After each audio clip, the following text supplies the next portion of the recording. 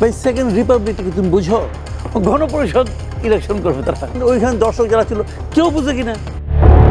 ছোট মানুষ একটা দল করছে, মেধার দিক থেকে তাদের ছোট মানুষই বলবো। তারা দল করবে এটা শুনেছি 2-3 মাস ধরে, এখনো তারা দলের একটা গঠনতন্ত্রই করতে পারে নাই। মানুষ তো প্রথমে চিন্তা করে একটা গঠনতন্ত্র হবে, তারা শুধু চমক সৃষ্টিকারী স্লোগান নিয়ে আসছে, আর কিছুই না। এই দলের রাজনৈতিক আদর্শ কি এটা কেউ জানে না, ওরা নিজেরাও জানে না।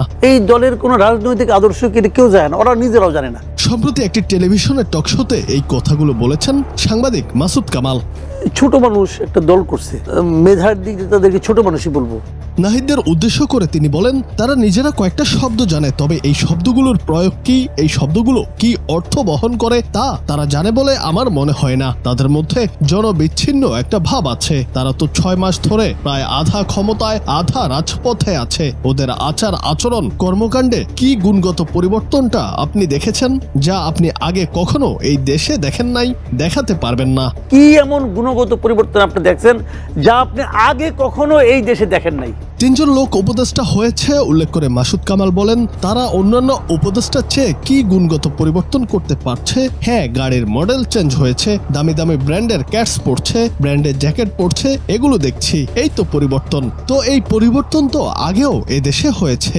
3 জন লোক মন্ত্রী হয়েছে, মন্ত্রী উপদেষ্টা হয়েছে, তারা অন্য অন্য উপদেষ্টাদের চেয়ে কি গুণগত চেঞ্জটা তারা করতে পারছে তাদের মিনিস্ট্রিতে। ইনকিলাব জিন্দাবাদ এই জিনিসটা কি? ইনকিলাব জিন্দাবাদের মধ্যে কি এমন আছে যা নাকি আমাদের আগে কখনো ছিল না? ইনকিলাব জিন্দাবাদের মধ্যে কি এমন আছে যা নাকি আমাদের আগে কখনো ছিল না? নতুন শব্দ আমদানি করা এমন প্রশ্ন রেখে তিনি বলেন, ইনকিলাব নামে একটা হিন্দি মুভি ছিল, বাংলাদেশে ইনকিলাব নামে একটা পত্রিকা আছে, বাংলাদেশের মানুষ এগুলো চিনে। ওনাদের এক পীর সাহেব আছেন যিনি বিদেশ থেকে একটা বক্তব্য দেন, শেষ করেন ইনকিলাব জিন্দাবাদ বলে। ইনকিলাব জিন্দাবাদ ইদানিং ওনাদের এক পীর সাহেব আছে বিদেশ থেকে, উনি একটা বক্তব্য দেওয়ার সময় শেষ করে ইনকিলাব জিন্দাবাদ। ইনকিলাব জিন্দাবাদটা কার স্লোগান এমন প্রশ্ন রেখে মাসুদ কামাল বলেন, ইন্ডিয়ার যে কমিউনিস্ট পার্টি আছে এই স্লোগানটা ওরা দিত এক সময়, পাকিস্তানেও এই স্লোগানটা আছে। নাহিদ সাহেব বলেন, আমরা ভারতপন্থী হব না, আমরা পাকিস্তানপন্থী হব না, অথচ ভারত আর পাকিস্তান থেকে স্লোগান নিব। হলোটা কি? আপনাদের উচিত ছিল এই শব্দগুলো সম্পর্কে এই সভাটা করার আগে হোমওয়ার্ক করা। আমাদের দেশে থেকে যত লোক ইনকিলাব জিন্দাবাদ বলে তার চেয়ে অন্তপক্ষে 50 গুণ লোক ইন্ডিয়া আর পাকিস্তান ইনকিলাব জিন্দাবাদ বলে। বাকি জীবন ধরে তারা বিরোধী দলে থাকবে, অমুক করবে তমুক করবে, কোনো সমস্যা নেই। ইলেকশনের পর দেখবেন বেলুন চুপসে গেছে, ইলেকশনের পরে দেখবেন যে বেলুন চুপসে গেছে, কোনো সমস্যা নাই।